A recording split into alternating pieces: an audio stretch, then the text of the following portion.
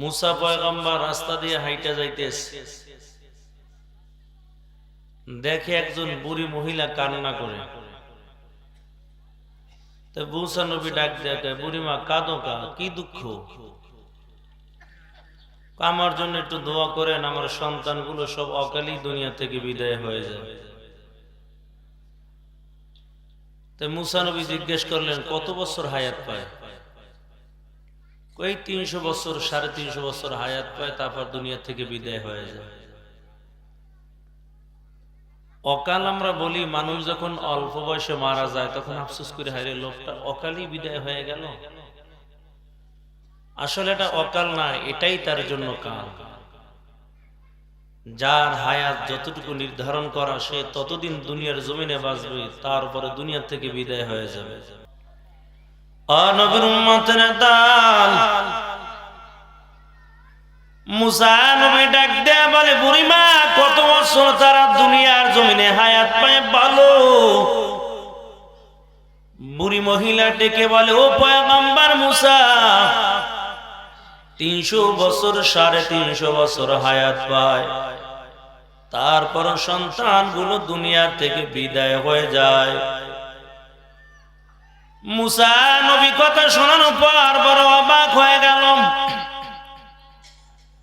ডাক দিয়ে বলো, বুড়িমা তুমি শুনো, 300 বছর, 350 বছর হায়াত পায়, আর তুমি বলো অকালে দুনিয়া থেকে বিদায় হয়ে যায়। তবে এমন একটা নবীর জমানা আসবে, যেই নবীর উম্মতেরা হায়াত পাবে 50 বছর, 60 বছর, কি 100 বছর। বুড়ি মহিলা কথা শোনার পর আরো বড় অবাক হয়ে গেল। ডাক দেয়া বলে, ও পয়গম্বর মুসা, আমি জানতে চাই, এত হায়াত নিয়ে, কম হায়াত নিয়ে মানুষগুলো দুনিয়ার জমিনে আসবে, ওই মানুষগুলো কি দুনিয়ার জমিনে কোনো ঘর বাড়ি বানাবে কিনা জানতে চাই।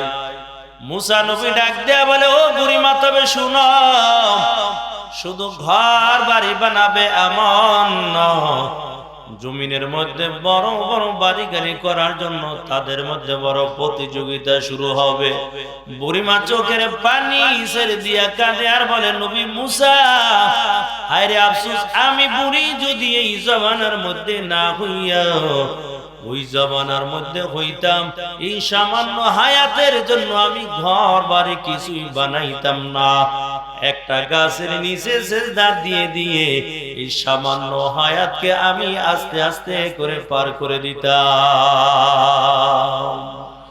হাকিকত সে তো দুনিয়া বেখবর হয়, দুনিয়া কি নুমাইশ পর নজর হয়, নমি গুয়াম কে আজ দুনিয়া জুদা বাস, বহর কার কে বাসি বা খোদা বাস, সস্তা দুনিয়া আজ খোদা গাফিল বুদম, নকমাশ নকরা ফর জিন্দাজান। এর নবীর আশিকের দল, অথচ ওই দুনিয়ার জন্য আজকে আমরা বড় পাগল। শুধু দুনিয়া দুনিয়া কামাই করব, আখিরাতের জন্য পাগল হইতে পারলাম না। অথচ বান্দা দুনিয়াকে পিছে রেখে আখিরাতকে সামনে রেখে ওই পরকালের ভয় দিলের মধ্যে নিয়া, তারপরে যদি আল্লাহর কুদরতি পায় সিজদা দেয়, আর একটা সিজদাও যদি আল্লাহ কবুল করে নেয়, কিয়ামতের ময়দানে আল্লাহ 10 দুনিয়ার সমান একটা জান্নাতের মালিক বানিয়ে দিবে। हर के दारत खौफे हक दर दिल मदम, जन्नतुल मअवादे हदूरा मकम बिहिश्त आजा के आजारे नबाशत, कसे राबा कसे कारे नबाशत, जन्नतु दोज़ख से या रब क्या करो, आरज़ू है मैं तुझे देखा करो। এর নবীর আশিকের দল, তবে ইমানদার বান্দাগুলো টাকার জন্য পাগল না, আল্লাহর ঘাট খাঁটি গোলাম দুনিয়ার জন্য পাগল না, ওই মানুষগুলো মালিকের জন্য বড় পাগল। ভাই দুনিয়ার জমিনের মধ্যে কেউ টাকার জন্য বড় পাগল, আবার কেউ নারীর জন্য পাগল, কেউ বাড়ি গাড়ি করার জন্য বড় পাগল।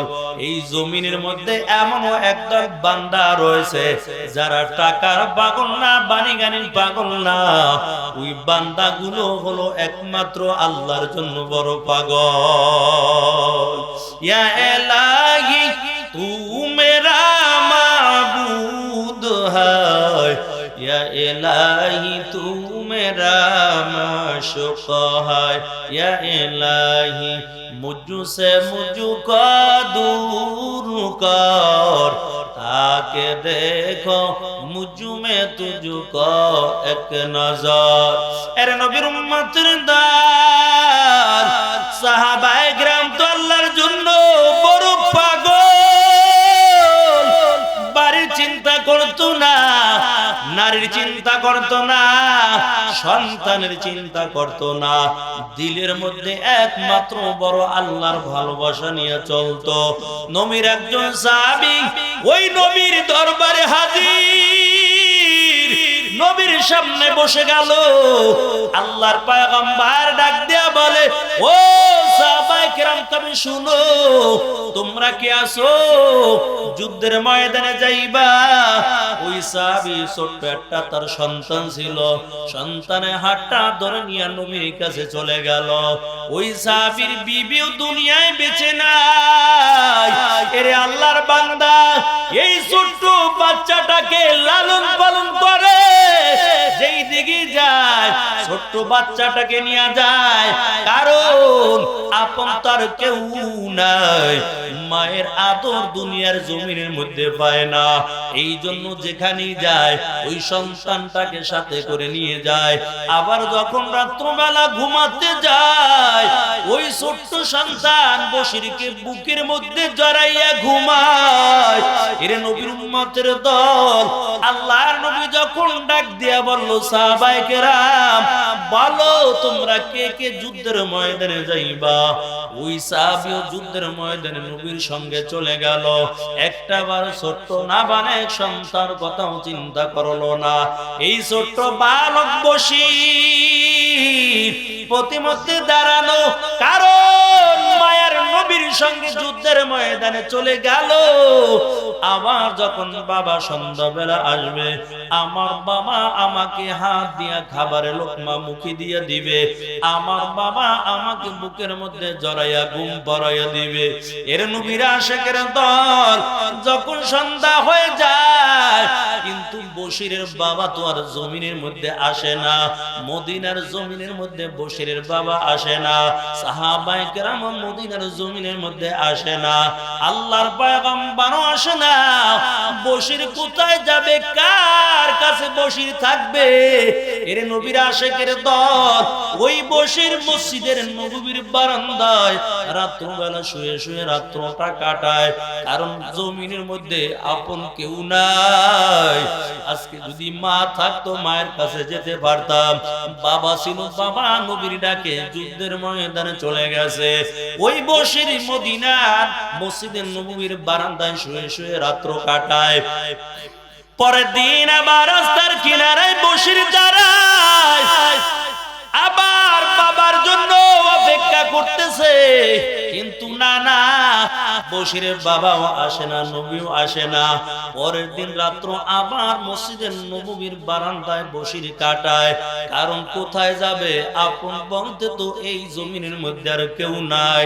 এর নবীর উম্মতের দল হঠাৎ করে সন্ধ্যা বেলা দেখতে পায় সাহাবায়ে কেরামের কাফেলা আসতেছে। বশির দৌড়াইয়া সাহাবায়ে কেরামের কাফেলার সামনে চলে গেল। না জানি আমার বাবা এই কাফেলার সঙ্গে আছে, কিন্তু যখন সাহাবায়ে কেরামের সামনে হাজির, নজর করে দেখতে পায় বাবার চেহারার মতন তো কাউকে দেখা যায় না। বশির আবার অপেক্ষা করতেছে, না জানি আমার বাবা পিছনে আছে। একটু পর আবার নজর করে দেখতে পায় আল্লাহর পয়গম্বর মদিনার জমিনের দিকে মায়া নবী ঢুকতেছে। আল্লাহর পয়গম্বর যখন মদিনার মসজিদের নববীর গেটের সামনে বসে গেল, বশির দৌড়াইয়া আমার নবীর কিনারায় হাজির। সালাম দিয়া বলে, ও নবী আমার, বলেন আমার বাবা কই? কেন আমার বাবাকে দেখি না? আমার বাবা তো আপনার সঙ্গে যুদ্ধের ময়দানে গেছে, আপনি যুদ্ধের ময়দানে থেকে ফিরে আসলেন, সাহাবায়ে কেরাম ফিরে আসলো, কিন্তু আমার বাবাকে কেন দেখি না? মায়ার নবী বশিরের জবানের কথা শোনার পর আল্লাহর পয়গম্বর চেহারাটা ডান দিকে ঘুরায়। বশির আবার ডান দিকে যাইয়া বলে, নবী বলেন না আমার আব্বা কই? কেন আমার আব্বাকে আমি দেখি না? আল্লাহর নবী কিছুই বললেন না, আবার চেহারাটা বামে ঘুরায়। বশির আবার বাম দিকে চলে গেল, ডাক দিয়া বলে, নবী আমি ডান দিকে আপনাকে প্রশ্ন করলাম, কিছুই বললেন না, আপনি চেহারাটা বাম দিকে ঘুরাইলেন। ও নবী বলেন আমার বাবা কই? রাত্রবেলা কার গলা জড়াইয়া আমি ঘুমাইবো বলে? আমি 2টা রাত এই মসজিদের নববীর বারান্দায় শুয়ে শুয়ে রাত্র কাটাই। ও নবী বলেন আমার আব্বা কই? আব্বাকে কেন দেখি না? আমার নবী চোখ বেবে জরজর করে পানি পড়া শুরু করলো। বশির আমার নবীর গলাটা জড়াইয়া ধরে, ও পয়গম্বর আমার বাবার কথা যখন বললাম আপনি কেন চোখ বেবে পানির ফোঁটা পড়তেছে? ও নবী বলেন আমার আব্বা কয়? আমার আব্বাকে কেন আমি মদিনার বুকে দেখি না? আমার নবী কিছুই বলতে পারে না। আমার নবী বশিরকে বুকের মধ্যে জড়াইয়া বলে, রে বশির শুনো, তোমার বাবাকে আর দুনিয়ার জমিনের মধ্যে দেখতে পারবা না। তোমার বাবার গলাটা জড়াইয়া আর তুমি কোনোদিন রাত্রে ঘুমাইতে পারবা না, কারণ তোমার বাবা তো দুনিয়ার জমিনের মধ্যে বেঁচে নাই। ওই যুদ্ধের ময়দানে কাফের তীরের আঘাতে তোমার বাবা শহীদ হইয়া জান্নাতের মেহমান হয়ে গেছে। বশির এখন হাউ মাউ করে কান্না শুরু করে দিল। মায়ের নবী ডাক দেয়া বলে, রে বশির তুমি কেন কাঁদো বলো? তোমার কোনো চিন্তা করা লাগবে না, এখন থেকে আমি নবী নিজে তোমার বাবা হয়ে গেলাম। তারপর বশির কান্না থামায় না। আল্লাহর নবী ডেকে ডেকে বলি, রে বশির তবে এখন কেন কাঁদো? তোমার দিলের মধ্যে কি দুঃখ বলো? বশির বলে, নবী আমার আব্বা জান যুদ্ধের ময়দানে যে শহীদ হয়ে গেছে, আমার কোনো দুঃখ নাই। কিন্তু নবী আপনি না জানলেও আমার বাবা তো জানে যে আমার মা নাই। আমি নিজে হাত দিয়া ভালো করে খাবারও খেতে পারি না। আমি রাত্রবেলা আমার বাবার গলাটা জড়াইয়া আমি ঘুমাইতাম। আমি আজকে কার গলা জড়াইয়া ঘুমাইব? আমার তো মদিনার বুকের মধ্যে আপন কেউ নাই। তবে আমার বাবা যখন যুদ্ধের ময়দানে যায়, আমার বাবা একটা বার যদি আমাকে ডাক দিয়া বলে যাইতে, রে বশির তবে আমি নবীর ডাকে যুদ্ধের ময়দানে গেলাম, তোমার কোনো চিন্তা করা লাগবে না। কিন্তু আমার বাবা একটা বার আমার দিকে নজরও দিল না, আমার দিকে তাকাইলো না। আপনি ডাক দেওয়ার সাথে সাথে আমার বাবা যুদ্ধের ময়দানে চলে গেছে। এরে যুবক ভাই, কেমন সাহাবায়ে কেরাম নবীর জন্য কেমন পাগল, নিজের জীবনটা দিয়া দেওয়ার জন্য তৈয়ার।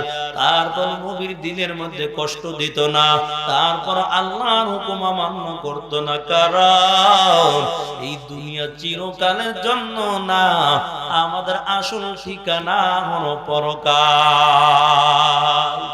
এরে আল্লাহর বান্দা, সাহাবায়ে কেরাম আমার নবীর জন্য কেমন পাগল। কয় নবীর সাহাবী হামজালা রাদিয়াল্লাহু তাআলা আনহু বাসর রাত্র যাপন করার পর হানজালা ফরজ গোসল করার জন্য পানির কিনারায় চলে যায়। হঠাৎ করে কানের মধ্যে একটা আওয়াজ, মায়ার নবী দুনিয়ার জমিনে নাই, দুনিয়ার থেকে বিদায় হয়ে গেছে। হানজালা আর গোসল করলেন না, কাপড়টা নিয়ে আবার ঘরের কিনারে দাঁড়ায়া যায়। বিবিকে ডাক দিয়ে বলে, বিবি তলোয়ার দাও আর কাপড়টা নাও। হানজালার বিবি ডেকে ডেকে বলে, ও স্বামী আমার, আপনি ফরজ গোসল করার জন্য পানির কিনারায় গেলেন, তবে কেন আপনি গোসল করলেন না? আপনি এখন আইসা তলোয়ার চাইতেছেন। হানজালা দুইটা চোখের পানি ছেড়ে দিয়া কাঁদে আর বলে, বিবি বল কার জন্য আমি গোসল করব? আমার নবী নাকি যুদ্ধের ময়দানে চলে গেছে, কাফের দল আমার নবীকে না জানি কতল করে দিয়েছে। এরে বিবি আমি কার মায়ায় পড়ে গোসল করব বলো? তাড়াতাড়ি তলোয়ার দাও, যুদ্ধের ময়দানে যাব। হানজালা বিবি ডাক দিয়া বলে, স্বামী আমার, বাসর রাত ভালো করে আপনার চেহারাটা আমি দেখতে পারি নাই, তবে যুদ্ধের ময়দানে যেতে আপনাকে আমি বাধা দিব না। আপনি একটু একটা বার ঘরের মধ্যে আসেন, ভালো করে একটু আপনার চেহারাটা দেখে লই, কারণ আমার দিলের মধ্যে সাক্ষী দেয় দুনিয়ার জমিনে আর বুঝি আপনার সঙ্গে দেখা হবে না, তবে পরকালে আমার স্বামী হানজালাকে যেন হাসর ময়দানে লক্ষ লক্ষ কোটি কোটি মানুষের মধ্যে হইতে যেন বেছে নিতে পারি। হানজালা ডাক দিয়ে বলে, বিবি তবে শুনো, ঘরের মধ্যে আসার সুযোগ নাই, আল্লাহ যদি কবুল করে নেয় ওই জান্নাতের মধ্যে আল্লাহ পরিচয় করাইয়া দিবে। এরে বিবি তাড়াতাড়ি তলোয়ার দাও আর কাপড়টা নাও। ওই হানজালা তলোয়ার নিয়ে যুদ্ধের ময়দানে চলে যায়, কাফেরের মোকাবেলায় যুদ্ধ করতেছে। যুদ্ধ করতে করতে হানজালাও শহীদ হয়ে যায়।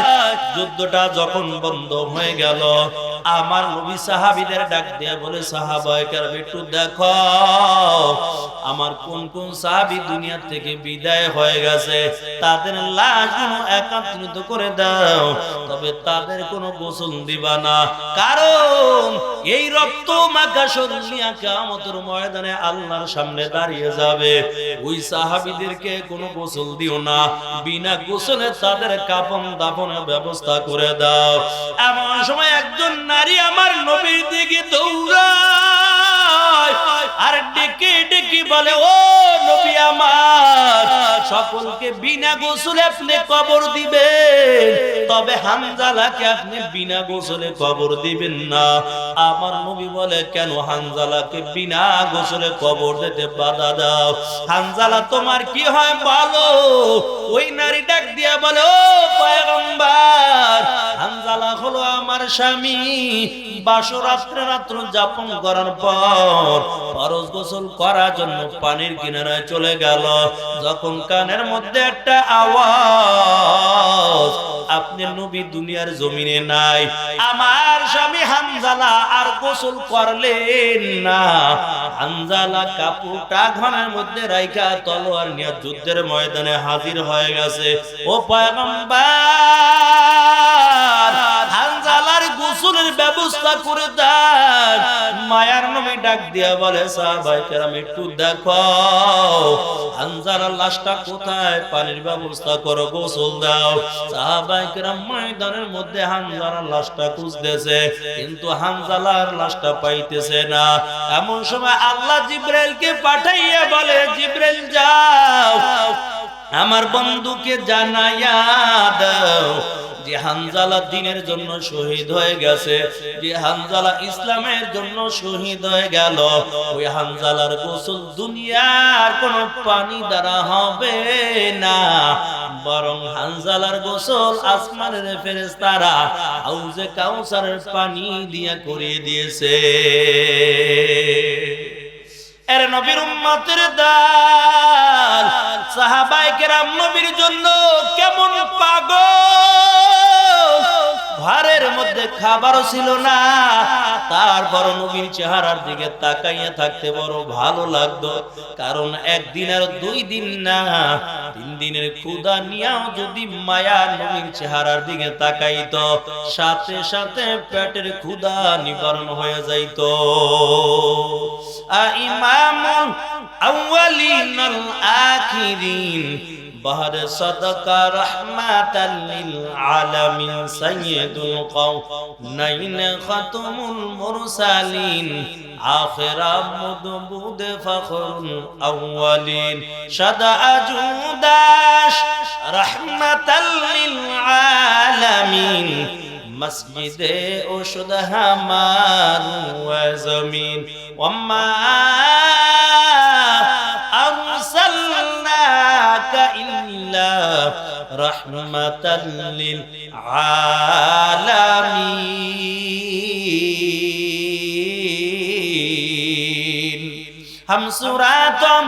हम सिराते मुस्तफा दर तमामी हालयों कुन इत्तिबाए सुन्नते खैरुल बशर गिर लाज़िम ताबुया बी अफसर मोहम्मद अरबी हया नबी रस्ते पेशवा मोहम्मद अरबी हया नबी रस्ते पेशवा अलमा हुआ उसकी पैदाइश से उजाला अलमा हुआ उसकी पैदाइश से उजाला। এর নবীর উম্মতের দান ওই নবীর চেহারার মধ্যে কেমন মায়া আল্লাহ দান করেছে। কয় নবীর একজন সাহাবী জাবের রাদিয়াল্লাহু তাআলা আনহু ঘরের মধ্যে ঠিক মতন খাবারের ব্যবস্থা ছিল না। আমার নবী সাহাবায়ে কেরামদেরকে নিয়ে দ্বীনের কাজ করিয়া আল্লাহর পয়গম্বর মসজিদের নববীর মধ্যে বসে গেল। নবীর সাহাবী জাবের আবার দৌড়াইয়া মসজিদে নববীতে চলে যায়, নজর করে দেখতে পায় আমার নবীর চেহারাটাও বড় শুকনা দেখা যায়। জাবের ডাক দিয়া বলে, নবী আমার, আপনি আমার নবীকে আমার বাড়ির মেহমান বানাইয়া দেন, কারণ আমার নবী যদি না খাইয়া থাকে আর আমার ঘরের মধ্যে যদি খাবার থাকে এটা আল্লাহ সহ্য করবে না। জাবের ডাক দিয়া বলে, ঘরের মধ্যে কি খাবার আছে বলো? কয় অল্প একটু বকরির গোশত আর সামান্য একটু আটা আছে। জাবের দৌড়াইয়া আবার মসজিদে নববীতে চলে যায়, নবীর কানের সঙ্গে মুখটা লাগাইয়া বলে, ও পয়গম্বর, আপনি আমার বাড়ির মেহমান হবে, তবে অন্য সাহাবায়ে কেরাম যেন সংবাদটা না পায়, কারণ ঘরের মধ্যে তেমন কোনো খাবারের ব্যবস্থা নাই। অল্প একটু আটা আর সামান্য একটু বকরির গোশত আছে। ও নবী আমার, আপনি আমার বাড়ি মেহমান হবেন। কিন্তু জাবের যখন আমার নবীর কানের সঙ্গে মুখটা লাগাইয়া আমার নবীকে যখন আস্তে করে দাওয়াত করে দিল, মায়ার নবীর সামনে যত সাহাবায়ে কেরাম ছিল, আল্লাহর পয়গম্বর ডাক দিয়া বলে, ও সাহাবায়ে কেরাম, তবে শুনো, আর কোনো চিন্তা করা লাগবে না, আজকে আমরা সবাই মিলে জাবেরের বাড়ি মেহমান হয়ে যাব। জাবের বড় চিন্তার মধ্যে পড়ে গেল, আমি আমার নবীকে একাকে দাওয়াত করে দিলাম, আমার নবী তো সব সাহাবীদের দাওয়াত করে দিয়েছে, কেমন করে মেহমানদারি করব? জাবের আবার দৌড়াইয়া বাড়ি চলে যায়, বিবিকে ডেকে ডেকে বলে, ও বিবি আমার, তবে শুনাম, বড় সর্বনাশ হয়ে গেছে।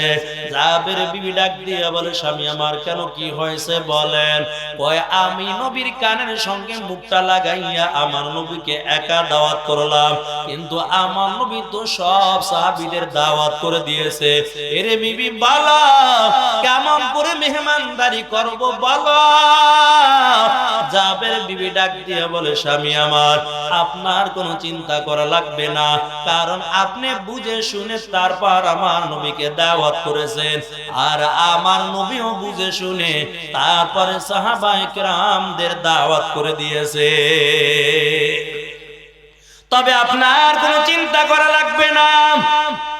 মায়া নবী 70 থেকে 72 জন সাহাবীদেরকে নিয়ে ওই জাবেরের বাড়ি হাজির।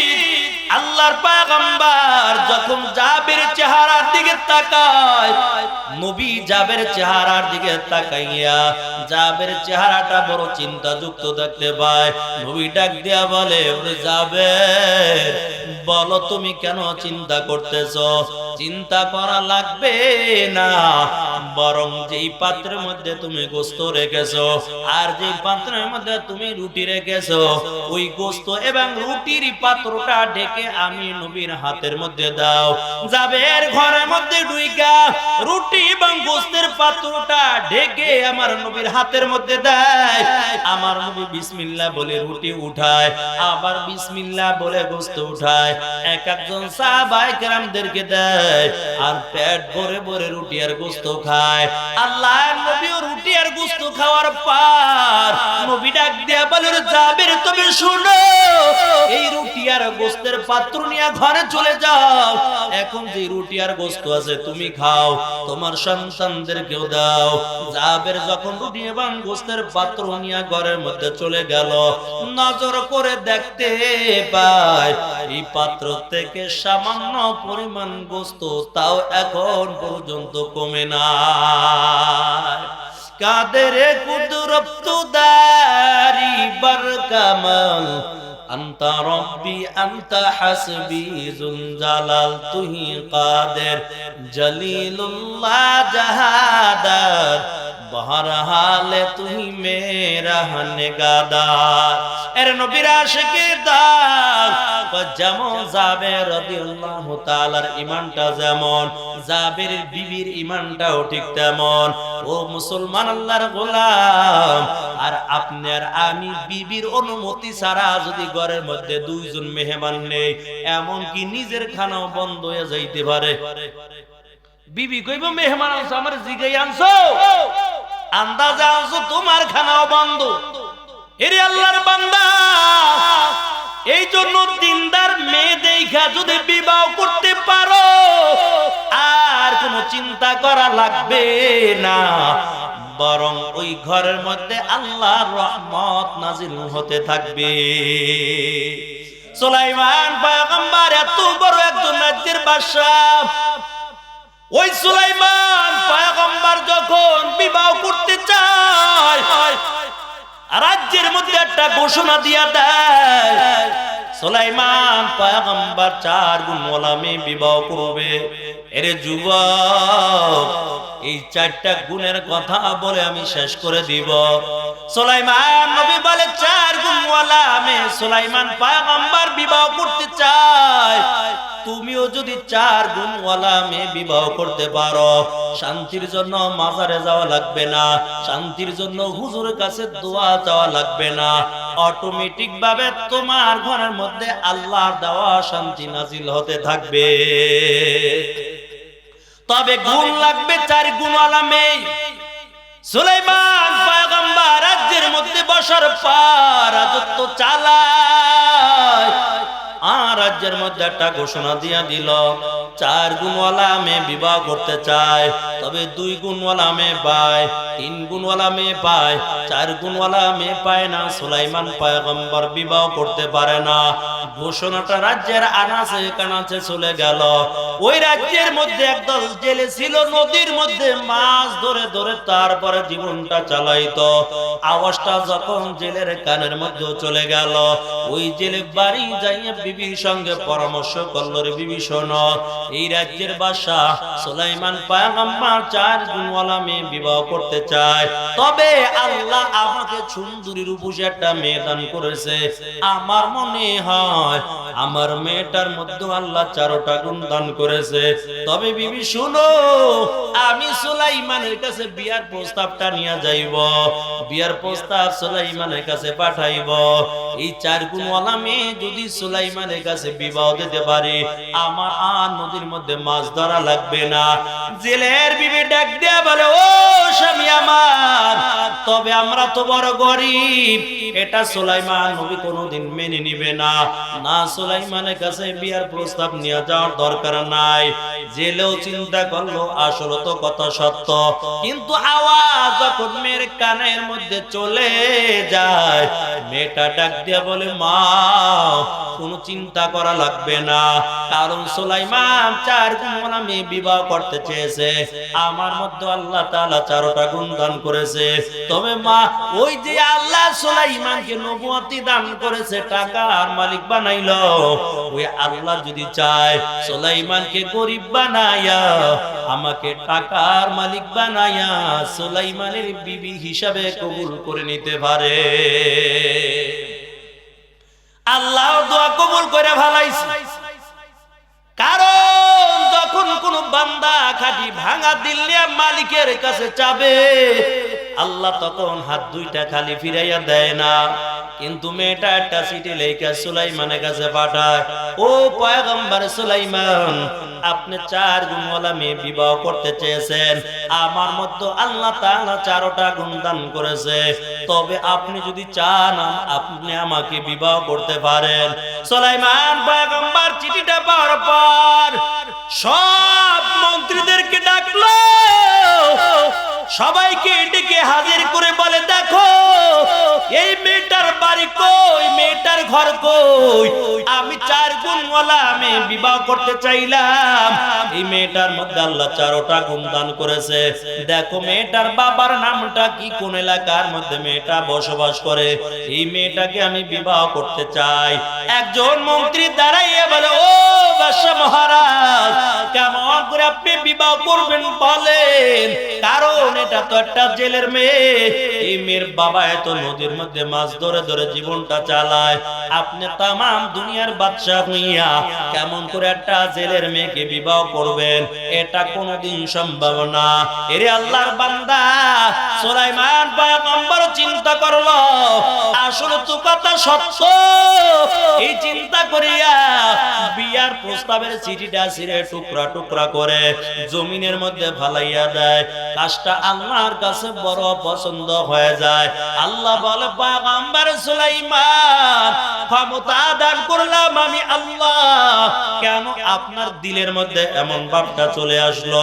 কিন্তু খবরটা যখন মেয়ের কানের মধ্যে চলে যায়, মেয়েটা 2 রাকাত নামাজ আদায় করার পর আল্লাহর কাছে হাত দুইটা বাড়াইয়া দোয়া করার পরে, মালিক, সুলাইমানকে টাকার মালিক বানাইছো তুমি, আর গরিব বানাইছো আমাকে, আয় আল্লাহ এটাও তো তুমি বানাইছো, আয় আল্লাহ, তবে তোমার কাছে আমি দোয়া করলাম, সুলাইমান যে আমার বিয়ার প্রস্তাবের চিঠিটা ছিল, আয় আল্লাহ তুমি সুলাইমানকে গরিব বানায়া আমাকে টাকার মালিক বানায়া সুলাইমানের বিবি হিসাবে কবুল করে নাও।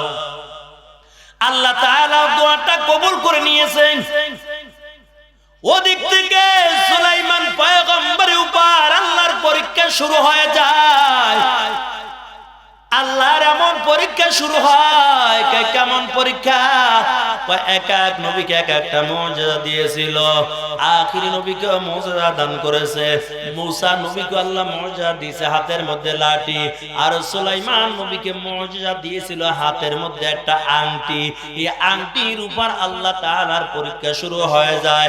আল্লাহ বলে, পয়গম্বর সুলাইমান আংটি নিয়ে ওয়াশরুমে যেতে পারবেন না, এমন করে করে বিশেষ বিশেষ কিছু শর্ত লাগাইয়া দিল। সুলাইমান পয়গম্বর বড় মুসিবতের মধ্যে পড়ে গেল। আংটি কার কাছে দিব? কারণ আংটি যদি না থাকে আমার ক্ষমতা থাকবে না। তবে বিশ্বাসস্থ একজন খাদেম রাইখা দিল। সুলাইমান পয়গম্বর যখন কোথাও যাইত, আংটিটা খাদেমের কাছে দিয়া যাইত, আবার আইসা আংটি চাইতো তো আংটি দিয়া দিত। কিন্তু রাজ্যের মধ্যে চালাক শয়তান একটা জিন চিন্তা করলাম, কেমন করে সুলাইমান নবীর আংটি চুরি করা যায়। আংটিটা যদি চুরি করা যায়, সুলাইমান পয়গম্বরে আর কোনো ক্ষমতা থাকবে না, সব ক্ষমতার মালিক আমি হয়ে যাব। তবে আংটি কেমন করে চুরি করব? ওই চালাক শয়তান জিনটা একটা কৌশল খাটাইল। আংটি যখন খাদেমের কাছে দিয়ে চলে যাবে, সুলাইমানের আকৃতি দইরা আংটিটা চুরি করব। সুলাইমান নবী খাদেমের কাছে আংটি দিয়ে চলে যায়। ওই চালাক শয়তান জিনটা পুরা সুলাইমানের আকৃতি ধরার পর খাদেমের কাছে এসে বলে, খাদেম আংটিটা দাও। আংটি চাইছে তো সুলাইমান মনে করে আংটি দিয়ে দিছে। আংটিটা যখন চালাক শয়তান জিনটা হাতের মধ্যে নিল, ডাক দিয়ে বলে, খাদেম তোমার পথে তুমি যাও, আমার আর খাদেম টাদেম লাগবে না। তবে শুনো, এই রাজ্যের মধ্যেও কিন্তু একজন নকল সুলাইমান বের হয়ে গেছে, দেখতে কিন্তু আমার মতো দেখা যায়। আরে যেই জায়গায় পাইবা ওই জায়গায় সাইজ করবা, নাইলে ভেজাল লাগবে। এই কথা বলে ওই চালাক শয়তান জিনটা আংটি নিয়ে সিংহাসনে বসে গেল। সিংহাসনের মধ্যে বসার পর আবার রাজ্যের মধ্যে একটা ঘোষণা দিয়া দিল, এই রাজ্যের মধ্যে একজন নকল সুলাইমান বের হয়ে গেছে, দেখতে কিন্তু আমার মতন দেখা যায়। পরে দুনিয়ার জমিনে রাখা যাবে না, মাইরা তৈরা সাইজ করে তারপরে দূরে ফালাই দইব, না হয়তো বেজাল লেগে যাবে। এমন একটা ঘোষণা দেওয়ার পর ওদিক থেকে সুলাইমান নবী আবার যখন খাদেমের কাছে আসলো, খাদেমের কাছে এসে কয়, খাদেম আংটিটা দাও। খাদেম কয়, কি এর আংটি দিমু? সুলাইমানের আংটি তো সুলাইমান নেই, তুমি কি? আরে আমি তো সুলাইমান, আমার চিনো না? ও তাহলে তুমি তো নকল সুলাইমান, আমাকে ধোঁকা দেওয়ার জন্য আসছো, আমাকে তুমি ধোঁকা দিতে পারবা না। সুলাইমানের আংটি নিয়ে সিংহাসনে সুলাইমান পয়গম্বর বসে গেছে। সুলাইমান নবী বলে, হায় রে বড় সর্বনাশ বুঝে হয়ে গেল, কারণ আমার হাতে যদি আংটি না থাকে আমার কোনো ক্ষমতা নাই। আবার সুলাইমান নবী দৌড়াইয়া রাজ দরবারে চলে গেল। নজর করে দেখতে পায় একটা চালাক শয়তান, একটা জিন আংটিটা হাতের মধ্যে নিয়ে তার রাজত্ব চালায়। আংটি এখন জিনের শয়তানের হাতে, সব মানুষগুলো জিনের শয়তানের কথাই শুনে। ওদিক থেকে সুলাইমান নবী যখন রাজ দরবারে হাজির হয়ে যায়, ওই চালাক শয়তান জিনটা ডাক দিয়া কয়, দেখ নকল সুলাইমান আইছে, ওর ভালো করে হাতে পায়ে বেঁধে শত শত মাইল দূরে ফালাইয়া দাও। ভালো করে হাতে পায়ে বেঁধে শত শত মাইল দূরে তারপর নদীর কিনারায় ফালা। ওই জেলে মাছ ধরার পর আবার যখন বাড়ির দিকে রওনা হয়ে যায়, নজর করে দেখতে পায় এত সুন্দর ফুটফুটে চেহারার অধিকারী একটা যুবক এমন করে রাস্তার কিনারায় পড়ে আছে। জেলে ডাক দিয়ে বলে, যুবক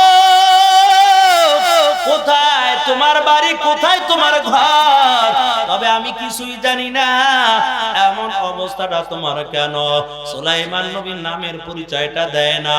ডাক দেয়া বলেন, ভাই তবে আমি বড় অসুস্থ, যদি তোমার মনে চায় একটু বাড়ি নিয়ে সেবা যত্ন করে সুস্থ করে দাও।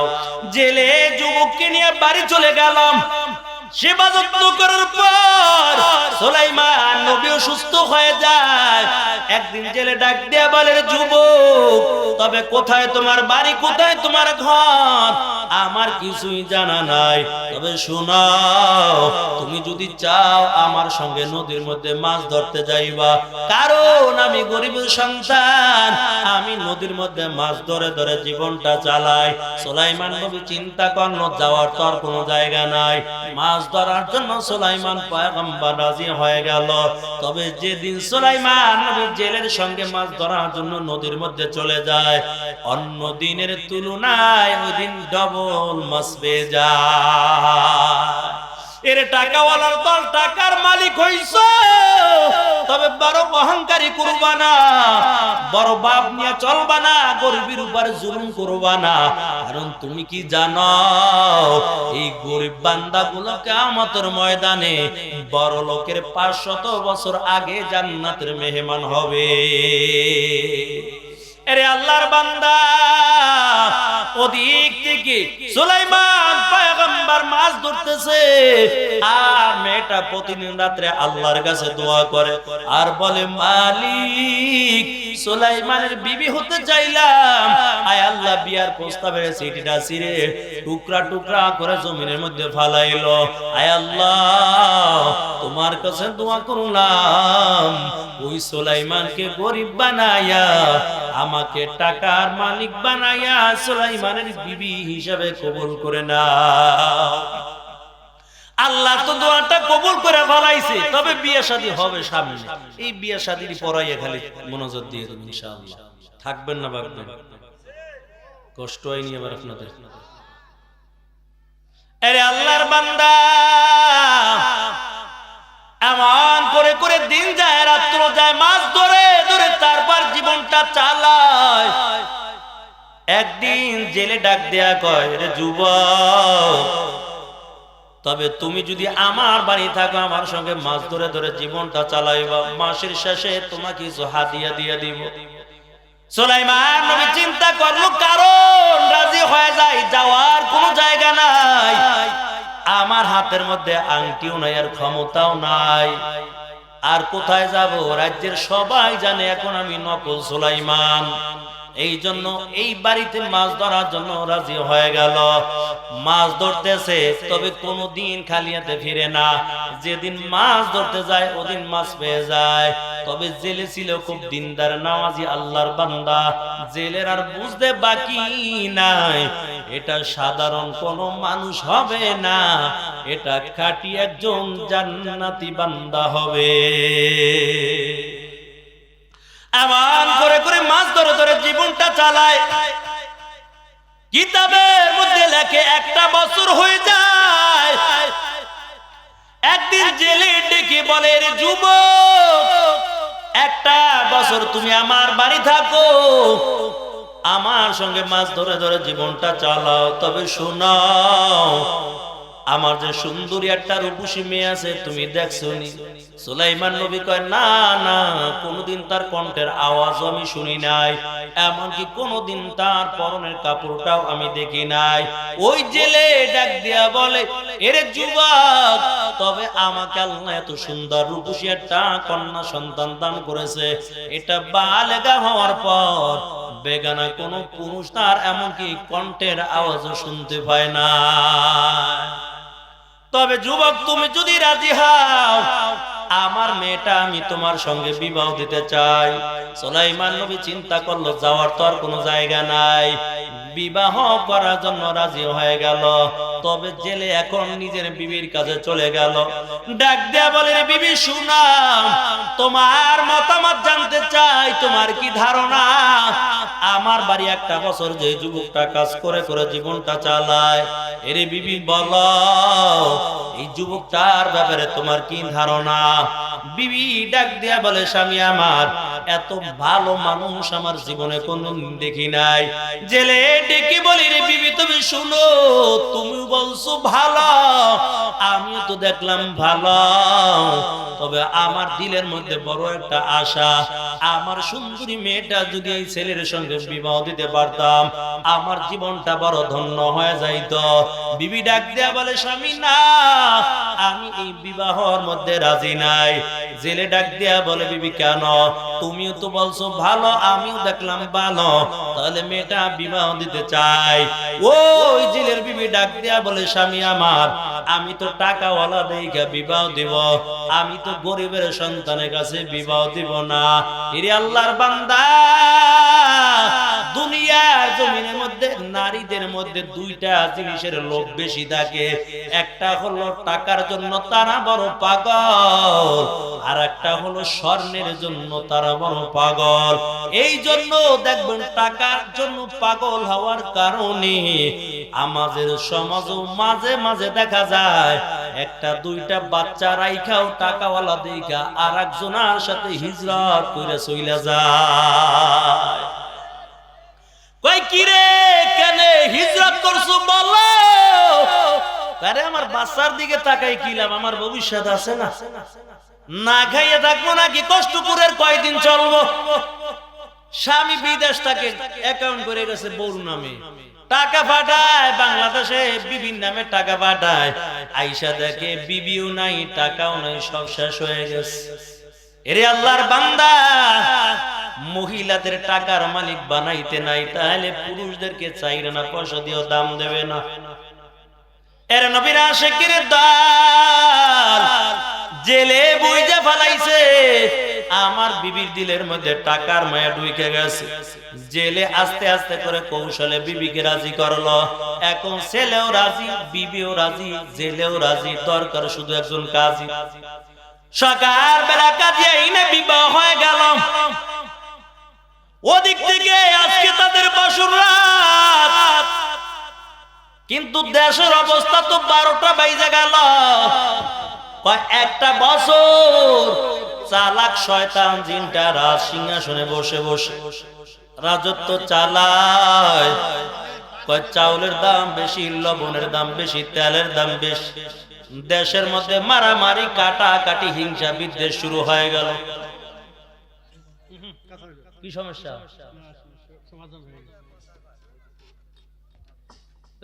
মানুষ রে,